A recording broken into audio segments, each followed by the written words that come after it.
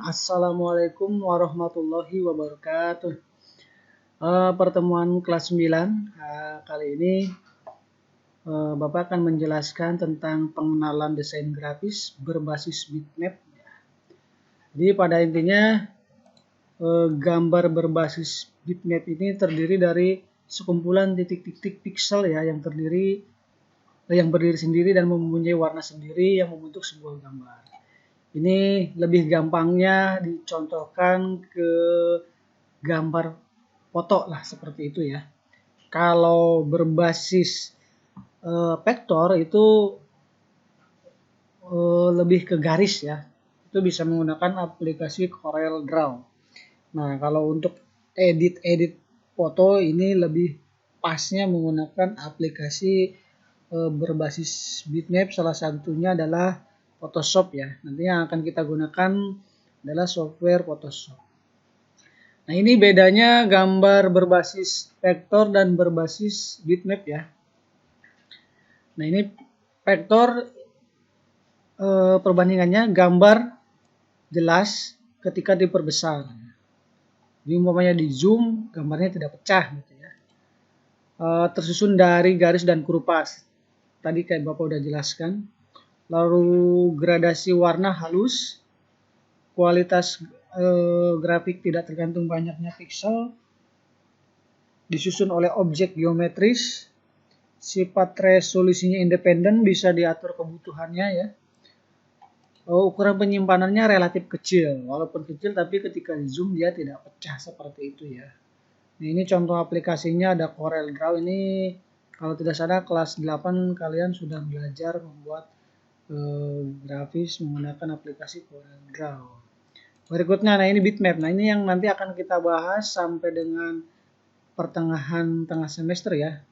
Ini kalau berbasis bitmap, foto ini kalau diperbesar biasanya gambarnya pecah lah gitu atau kurang jelas ya. Nah, gradasi warnanya lebih luas, lebih nyata gitu. Seperti aslinya gitu. Lalu penyimpanannya bisa menggunakan format JPG, BMP, GIF, PNG ya. Ukuran filenya lebih besar, biasanya kalau foto ini sekarang lebih besar apalagi kamera HP ya. Kualitas grafis tergantung dari banyaknya piksel. Nah, ini kalau kualitas kameranya bagus, besar, otomatis hasilnya juga, format penyimpanan juga megabitnya besar ya. Itu lalu disusun oleh objek yang disusun oleh piksel. Sifat resolusinya dipengaruhi oleh resolusi tadi dan ukuran penyimpanannya relatif besar. Itu bedanya bit. Jadi yang lebih jelasnya adalah ini. Ini biasanya kalau diperbesar, lalu ini penyimpanannya besar juga. Ini jenis penyimpanannya ya, yang biasanya membedakan itu seperti itu. Nah, ini kita gunakan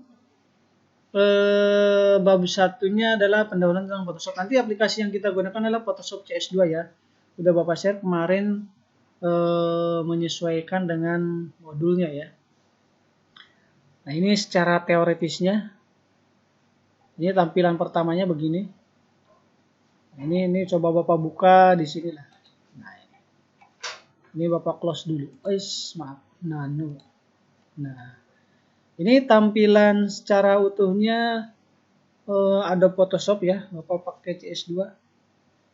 Ada menunya, ada toolboxnya, di sini ada sebelah kanannya ada historinya. History ini perjalanan kita klik nanti muncul di history juga. Ini tidak semua tool kita gunakan ya, nanti tergantung kebutuhan, tergantung project yang kita buat. Jadi tidak semuanya Bapak jelaskan. Paling yang dijelaskan itu tool-tool yang nanti akan kita gunakan. Itu perkenalan dari Photoshop CS. Nah, ini sama ada title bar, window, option bar, toolbox tadi sudah. Nah, ini membuat dokumen baru. Oke, kita buat dokumen baru ya, file new. Nah, ini. Oke, nanti ini settingannya Bapak default aja ya, sesuai yang di sini aja. Sebetulnya tergantung, pengennya nanti seperti apa silahkan aja ya. Bapak oke saja lah. Nah, ini adalah tampilan dokumen baru Microsoft Office, maaf, Adobe Photoshop CS2 ya. Berikutnya, nah ini supaya lebih jelas, kita langsung praktek saja ya. Jadi nanti kalau menjelaskan teoritis agak sulit. Jadi Bapak jelaskannya menggunakan praktek saja. Materi pertama yaitu nanti menggunakan efek blur ya. Kita langsung masuk ke efek blur ya. Nah, efek blur ini Bapak coba file open dulu. Jadi nanti kita akan mengeblurkan suatu objek ya, backgroundnya jadi blur. Oke, Bapak punya foto ini deh. Nanti kalian bebas fotonya terserah gitu. Nggak harus foto kayak Bapak, bebas nih. Nah, Pak, bagaimana cara mengeblur foto ini? Nah, ini kita gunakan yang namanya magnetic lasso tool ya. Magnetic lasso tool. Apa itu magnetic lasso tool? Nah, di sini ada nih. Tuh. Digunakan untuk membuat area seleksi dengan cara menempelkan tepi seleksi pada area tertentu pada image. Jadi nanti begini. Nah, ini ditempelkan ke sini. Set mengikuti image. Caranya gimana, Pak? Caranya kalian tekan dulu di tombol shift. Nah, Bapak mulai dari sini ya. Bapak klik sekali. Nah, ini otomatis begitu. Dia mengikuti bentuk image-nya ya.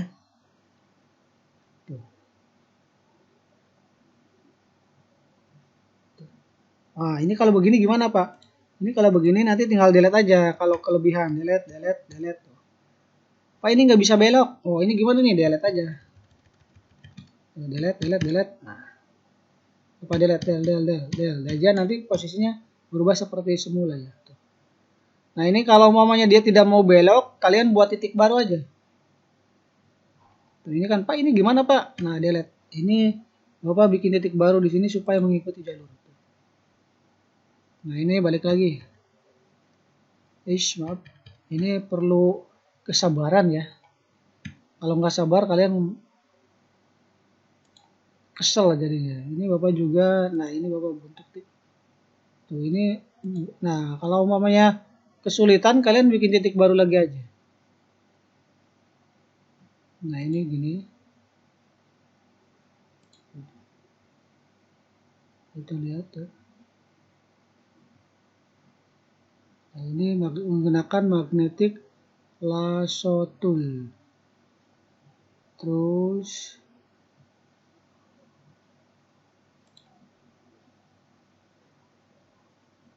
nah, ini enggak rata ya, Bapak kayak gini aja deh.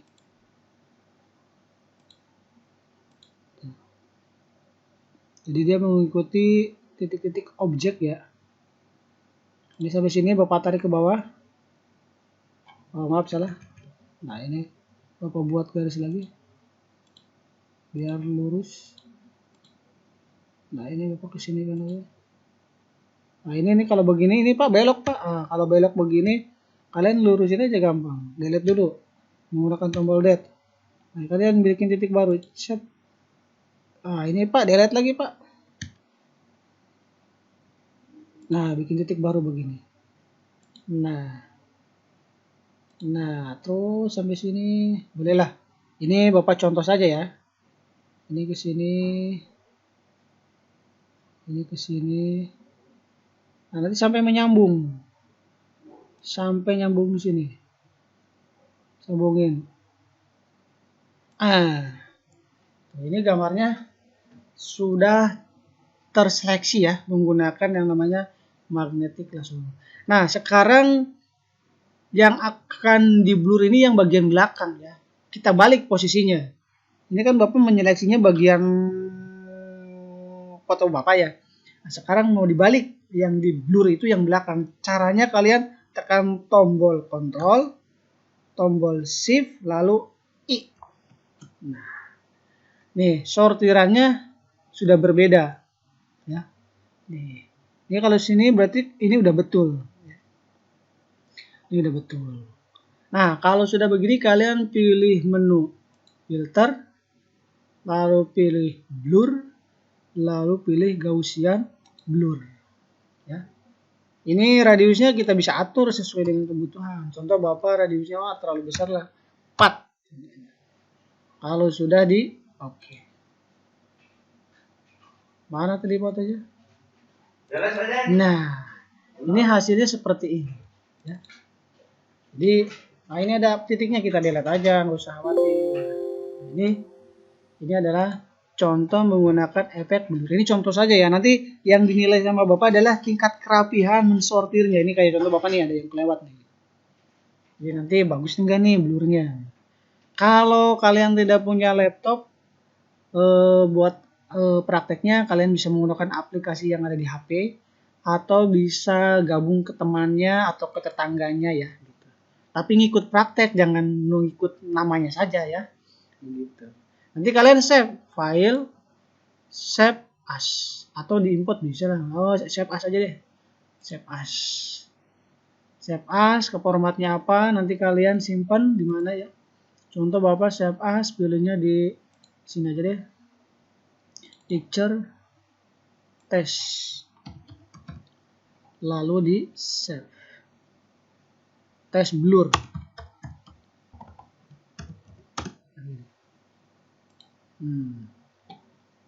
Oke. Kita buka. Mana? Picture ya.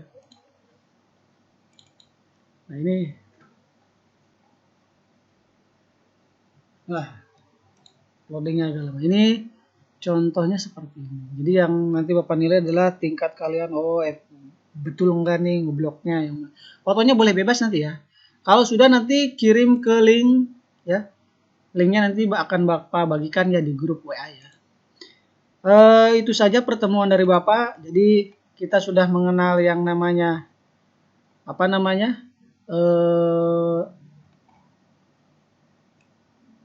apa itu desain berbasis bitmap, lalu perbedaan vektor dengan bitmap. Nah, ini aplikasi yang kita gunakan adalah Photoshop CS. Lalu kita masuk ke praktek menggunakan yang namanya toolnya kita gunakan yang namanya magnetic lasso tool ya. Nah ini lalu kita pakai namanya filter blur, ada Gaussian blur ini, lalu radiusnya berapa. Ini nanti jadi soal ya, jadi buat soal. Itu pertemuan sekarang, kurang lebihnya